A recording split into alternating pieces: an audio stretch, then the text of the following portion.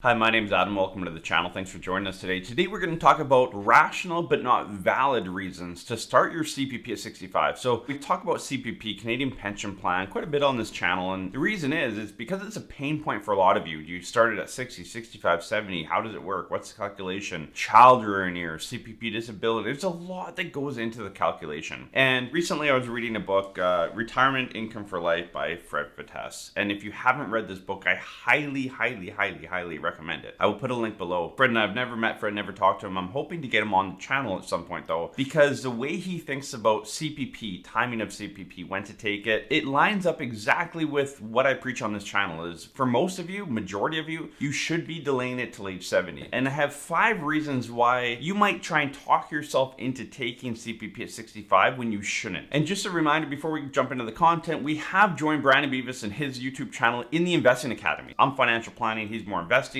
But we've taken our education and resources and plugged it into one, and that is the Investing Academy. So check that out. We'll put the link below. Again, $19.99 a month for all the content we've ever created. I'm jumping on there in a couple of weeks to do a live Zoom call. You can ask questions. We'll have some content on there. It's stuff you're not going to find on our YouTube channels within this Investing Academy. So check that out. So as I was reading through Fred's book on the weekend here, Retirement Income for Life, again, I'll put the link below. Chapter 12, so why so few people defer their CPP pension? And he goes through 3 reasons. So reason 1 is just plain irrational. Then there's the rational but not valid once you know all the facts. And that's what I'm going to cover in this video today. Then the third one is valid in special situations. So let's go through the second one. And so the very first one I want to cover is the fancy package that CPP will send you at 65. So as you head up to your 65th birthday, if you haven't already started your CPP, you're going to get a fancy package. And I'm going to call it a fancy package because it's a nice professional coming from the government of Canada. Here's what you get at 65. And a lot of people get that package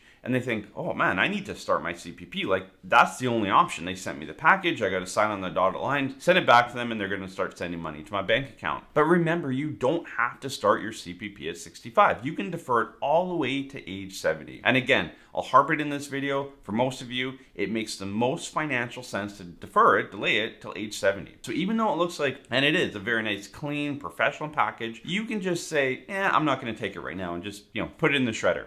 Your old age security, it's a heads up here. When you get your old age security package, old age security will start automatically unless you tell them you don't want to start it. CPP will not start automatically. You have to tell them you want to start it, okay? If you want to defer both, you have to tell them that you want to defer OAS. Be aware of that. The second rational theory that a lot of people have, but again, not valid, is, 65 is that magical number. And Fred talks about it in this book. You can get on the bus for cheaper and get cheaper movie tickets, and your OAS starts, and it's, you're a senior citizen now, and you get those senior discounts, and you get your 99-cent coffee at A&W or whatever it is. Sure, that's true. It is a magical number, but it's not a magical number around your CPP, and you need to be aware of that. So you have to strip out that CPP payment part and really look at when does it make the most sense for you to take it, not because you're 65 you should start taking it. The third one I have a really tough time with, and I think it's an area that our industry as financial planners need to change, and I don't hear enough talk about it, but it's basically this. My advisor told me to take it. So I turned 65, I met with my financial advisor at the bank, at a financial institution, whoever you deal with, and they told me that 65 I should start my CPP. But here's what you need to ask yourself and what you need to ask your advisor. You need to get supporting documentation that shows you taking CPP at 65 versus taking it at 70. What's the difference? Or maybe 67, somewhere in between. Have them ramp that up and show you the number differences, because I can tell you that 99.9% of the time when we put the numbers into a financial planning calculator and software, it makes sense to take it later, not earlier. So if your advisor is telling you to take it at 65, it's probably bad advice, and it's probably costing you tens of thousands of dollars. Typically, deferring your CPP is going to put, for an individual, 20 to 40,000 in your pocket, for a couple 30 to 80,000 in your pocket in retirement. That's how much, nominal dollars. And why do advisors say take it at 65? Well, here's my theory, and this is,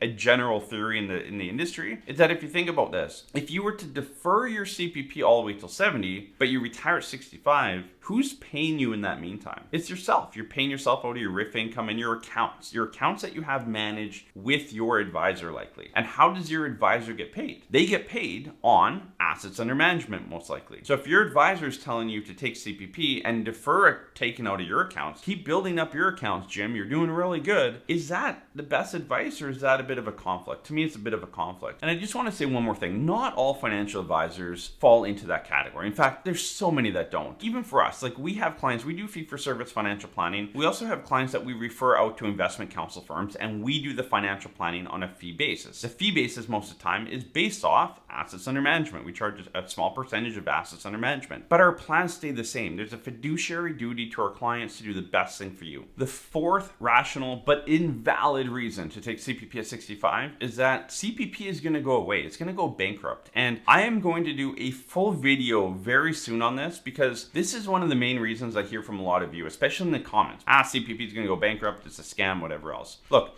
CPP, when it was rolled out originally, yes, there were bad investments. It was more politically driven. A lot of the investments were politically driven. It wasn't structured very well. Then back in 1997, they made changes. It is very different than when it was, back in the 80s and 90s. And I think a lot of you remember those times, okay? Things change, people change, structures change, and it has changed and it's been changed for about 25 years now. The CPP investment board has been put into place to manage the assets. It's in a really great spot. And again, it's going to be around for a very long time, hopefully forever. It's not like Social Security in the States. They're very different. They're structured very different. Social Security is in a very bad spot. CPP, not at all. So just know that as you make this decision on when to take your CPP. And the fifth and final rational but invalid reason to take CPP at 65 and not looking to defer it all the way till 70 is it's emotional. And this can go down a lot of different rabbit holes. And I'm going to say two of them. I could pick 50 of them, but one is out of Fred's book here, and that's that you don't want to draw down your personal accounts, right? We have pride, right? When I log into my account, I see my big value in my RSP and TFSA and LEAR accounts and this and that. If I defer my CPP, I need to draw down these accounts, and every week, every year that I log in and see my annual statement, the account value is going down, down, down, down. Like, that hurts my ego. That hurts. I don't want to do that. So I'm going to take my CPP at 65 to slow down the drawdown of my personal assets so I can be a millionaire for that much longer. And that's such a bad decision to make, but so many of you make it based off of that. You don't want to draw down your accounts. Whether it's an ego play, it's just a personal opinion, at the end of the day, it's an emotional decision. And when you hit retirement, you need to have a plan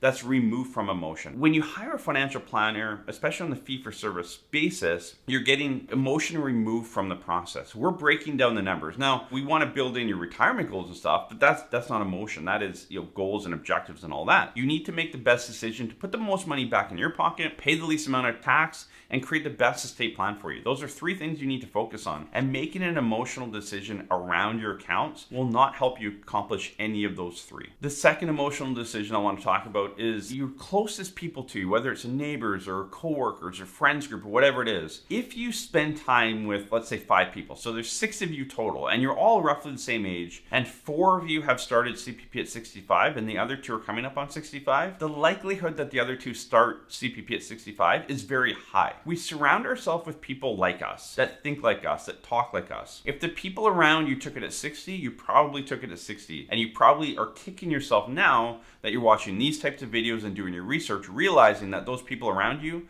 cost you tens of thousands of dollars. Everyone's situation is different. You need to figure out what your situation is and when the best time for you to take it. So like I said at the beginning of this video, taking your CPP, there's a lot of rational but invalid reasons. We put financial plans together for an array of people, individuals, couples, millionaires, people that have barely enough to retire, every single position between here and here. And I can say that 99.9% of the time, deferring your CPP will make the most sense financially. What I encourage you to do is to make sure you understand the differences between taking CPP at 60, 65, and 70 based on your situation. And again, if you need help with that, check out our website, parallelwealth.com/planning. Again, we can help anyone across Canada. I get a lot of emails from people in Ontario, especially saying, hey Adam, we're in Toronto and you're in Vancouver. Does that work? Yes, it does. In fact, if we have people locally that hire us, we do everything by phone and then by Zoom. We do all our presentations on Zoom. It's a very effective way and we're able to present it much better. So even if you live down the street from me, which we had a client last week that does, we still present it by Zoom. So no matter where you live in Canada, no problem. Reach out to our office. We're happy to help you. Thanks for joining us in this video. We'll see you in the next one.